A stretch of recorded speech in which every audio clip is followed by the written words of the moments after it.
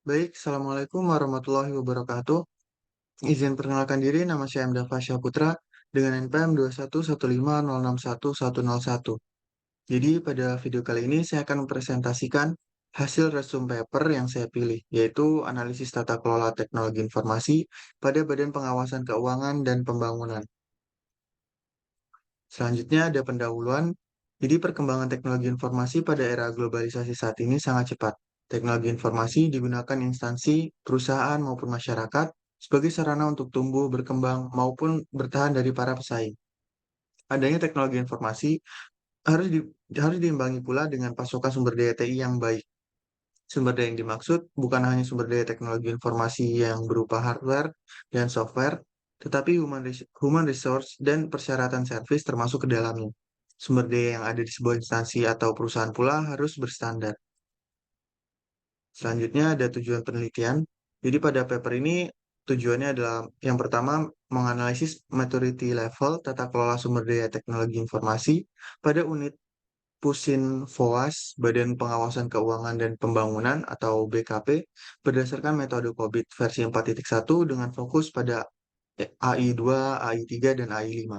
Yang kedua, menghasilkan rekomendasi tata kelola sumber daya teknologi informasi yang berstandar, efektif, dan efisien dari hasil penelitian dan evaluasi yang akan melihat kesenjangan antara maturity level saat ini dan maturity level harapan yang ada pada Pusin FOAS BKP, BPKP. Jadi untuk langkah pengumpulan datanya ada yang pertama adalah observasi, lalu wawancara, lalu analisa input proses dari AI1, dari AI2, AI3, dan AI5, lalu ada kuesioner, lalu studi pustaka, dan studi literatur sejenis. Jadi berikut ini merupakan tabel RACI AI2. Jadi yang pertama itu ada ada fungsi struktur COBIT, lalu ada RACI, lalu fungsional Pusin FOAS BKP, dan jumlah. Jadi yang pertama itu ada CIO, yaitu RACI I, dengan fungsi Pusin FOAS BKP-nya sebagai Kabit Pengembangan Sistem Aplikasi berjumlah satu. Yang kedua ada Head Development dengan RACI-nya A dan R, yaitu fungsi fungsional Pusinfoas BKP-nya sebagai Kabid Pengembangan Sistem Aplikasi dan Kasubit Pengembangan Teknologi Informasi dengan jumlah dua.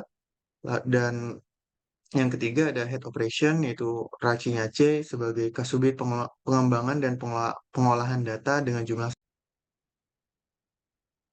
Jadi yang CIO tadi itu I maksudnya adalah inform, lalu yang kedua Head Development yang A dan R itu maksudnya adalah accountable dan responsible, dan yang terakhir Head Operation yang racinya C itu merupakan consultant.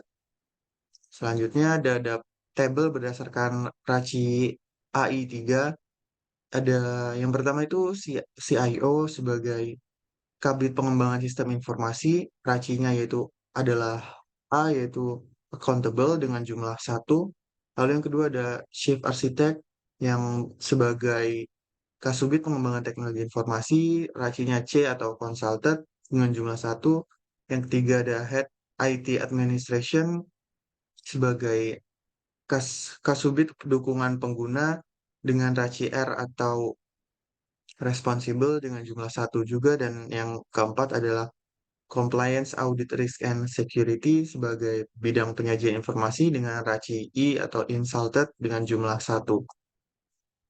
Selanjutnya ada tabel berdasarkan raci AI5, yaitu yang pertama ada Head Development sebagai Kabit Pengembangan Sistem Informasi, racinya adalah R atau Responsible dengan jumlah satu. Lalu yang kedua ada Compliance Audit Risk and Security sebagai bidang dukungan pengguna, racinya itu C adalah Consulted. Dan yang ketiga ada CIO dengan fungsi Kasubit Tata Usaha dengan raci A atau accountable dengan jumlah satu. Dan yang keempat ada Head Operation yang fungsionalitas Pusin FOAS di BPKP-nya sebagai Kasubit Dukungan Pengguna yang racinya yaitu I atau Insulted dengan jumlah satu.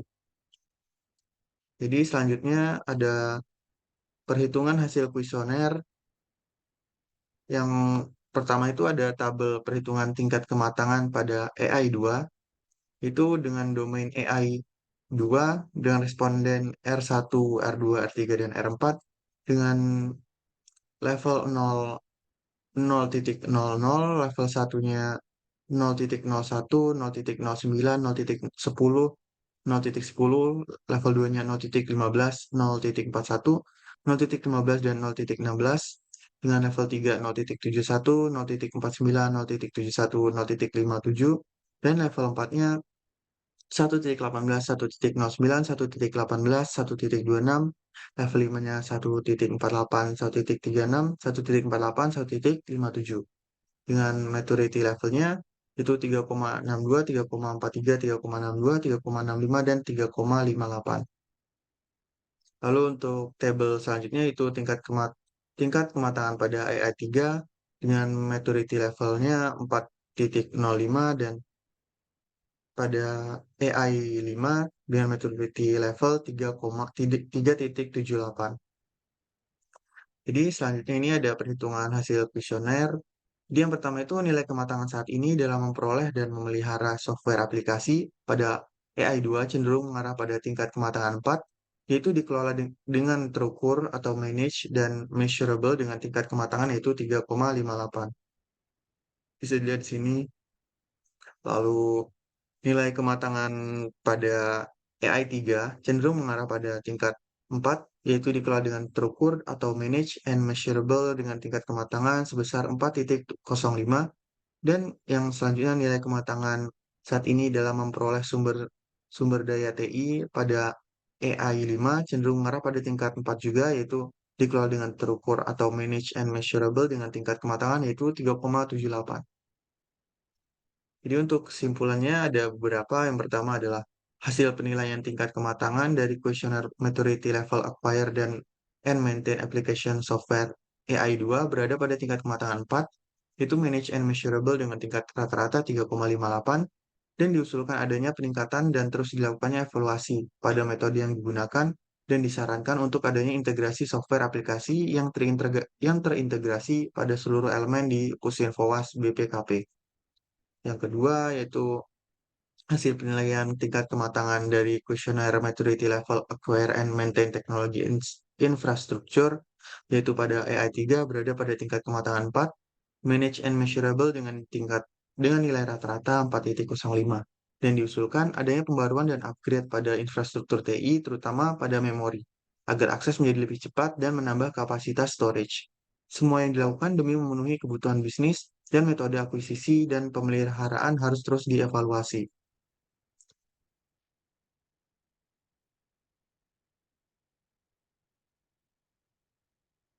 Lalu yang ketiga yaitu hasil penelitian tingkat kematangan dari kuesioner maturity level procure it IT resource yaitu AI 5 berada pada tingkat kematangan 4, itu manage and measurable dengan nilai rata-rata 3,78, dan diusulkan adanya evaluasi yang dilakukan Pusinfo BPKP terkait proses akuisisi agar kebutuhan bisnis menjadi lebih optimal. Dan yang keempat, penerapan tata kelola sumber daya teknologi informasi dengan menggunakan framework COBIT dapat memberikan manfaat pada manajemen BPKP, khususnya unit Pusinfowas untuk dapat meningkatkan kualitas, efektivitas, serta kemampuan adaptasi terhadap perubahan atau perkembangan. Mungkin sekian yang dapat saya sampaikan, kurang dan lebihnya saya mohon maaf, saya akhiri. Wassalamualaikum warahmatullahi wabarakatuh.